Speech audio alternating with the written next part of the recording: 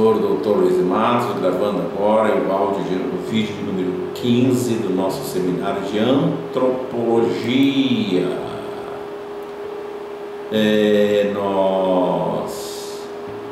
Nos vídeos anteriores, falamos de forma bem tranquila e de forma exaustiva sobre a criação de Adão.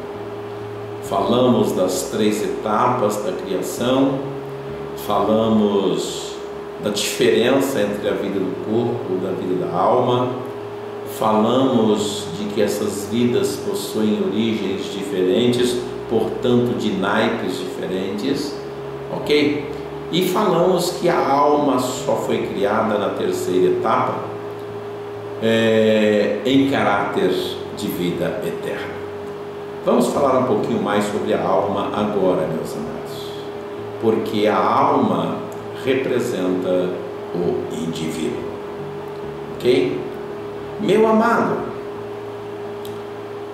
a alma, ao ser criada, ela foi criada com todas as condições e características necessárias para possuir a vida eterna.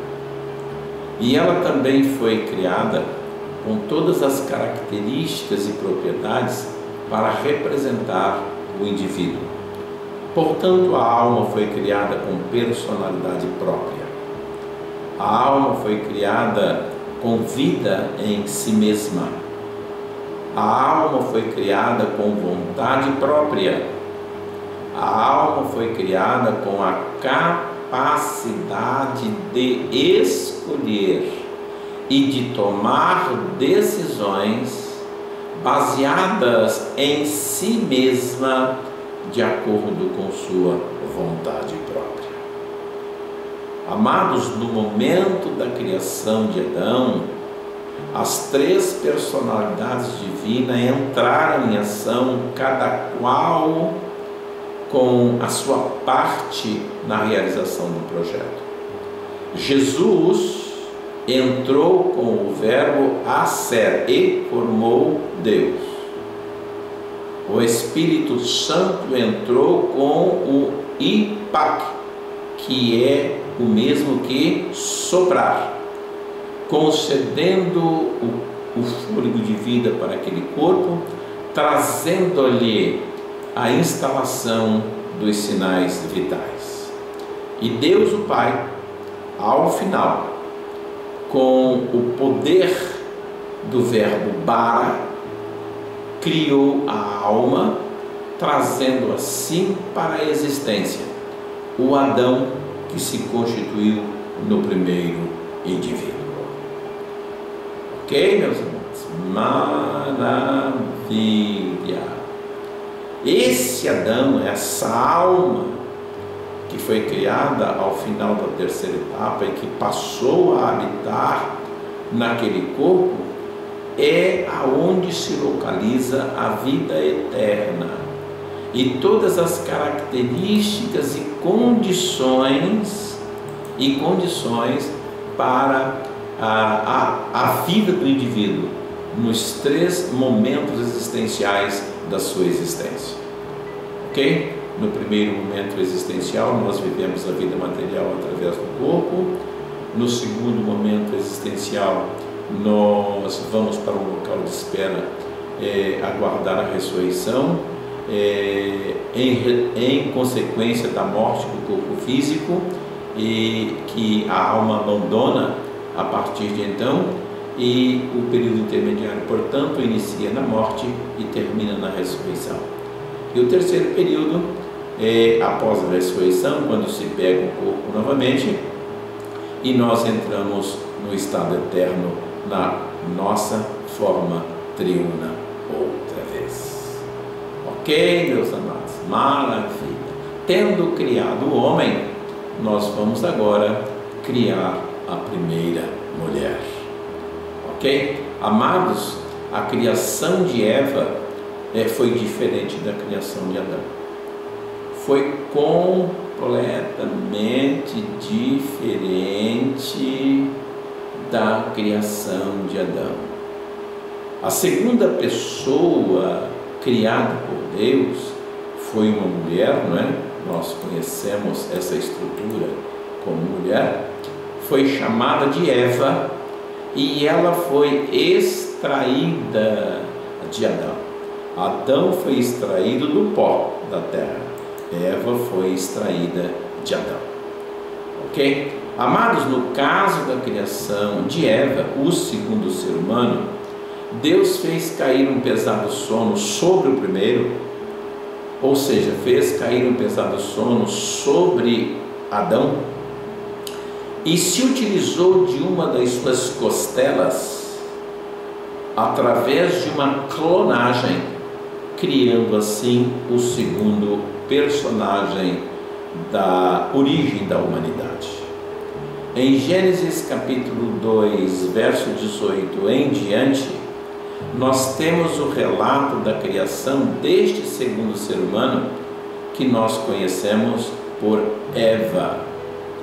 Olha, meus amados, Deus criou o corpo de Eva partindo de células tronco retiradas da costela de Adão, utilizando-se de um processo muito parecido com o que hoje nós chamamos de clonagem. Atenção, não foi clonagem, gente, porque a clonagem ela produz um indivíduo idêntico. Não é o que aconteceu ali na criação de Eva. Deus criou Eva através de um processo de clonagem, mas com algumas modificações genéticas, com algumas modificações estruturais e anatômicas, com algumas modificações de modo que a Eva é o reflexo de Adão. Ok? Ok, amados? Maravilha. É muito interessante observar que não foi um simples processo de clonagem, porque a carga genética de Adão é XY e o Adão, ao reproduzir-se, pode fornecer carga genética representada por X e carga genética representada por Y, onde o Y é que carrega a capacidade, a propriedade de masculinização. Meus amados, como a mulher é X, Deus retirou o Y, Deus reservou o Y só para Adão, ele repetiu o X da mulher. Então, enquanto o homem é XY, a mulher é XX, e na mulher, não havendo Y, então se manifesta a estrutura feminina. Quem masculiniza o organismo é a presença do Y. A ausência do Y permite a evolução de um corpo feminino. Amados, observe que foi por essa razão que Deus criou o primeiro Adão. Deus criando o primeiro Adão, ele não teve que criar nada geneticamente, apenas omitir o Y. Ok? É por isso que Deus criou Adão primeiro.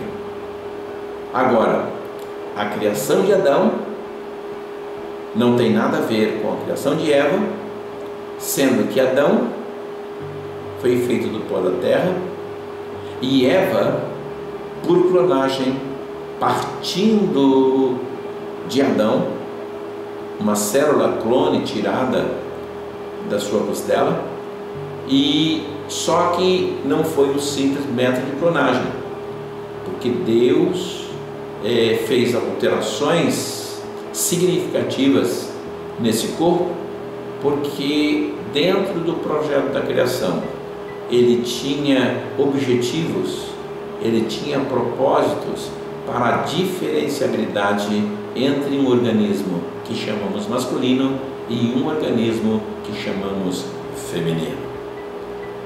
Ok, meus amados? Maravilha! Que Deus nos ajude a entendermos todas essas coisas. Deixe-me finalizar agora dizendo que Deus não fez Eva utilizando-se a costela de Adão, porque se ele tivesse feito isso, Adão teria uma costela a menos e Eva teria uma costela a mais. Ok? Olha, meu amado, leia o texto. E da costela de Adão fez a mulher. Significa, ele se utilizou da costela. Mas Adão não perdeu a costela. Adão não ficou sem a costela. Deus tirou lá a célula tronco e devolveu tudo no seu lugar novamente.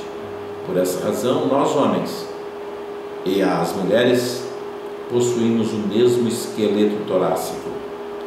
Não há diferença em termos esqueléticos de um corpo masculino e de um corpo feminino no tocante à caixa torácica. Ok, amados? Deus nos abençoe a todos. Deixe seu like, se inscreva no canal, divulgue os vídeos e vamos todos procurar sermos uma bênção nas mãos do Senhor. Fiquem todos com Deus.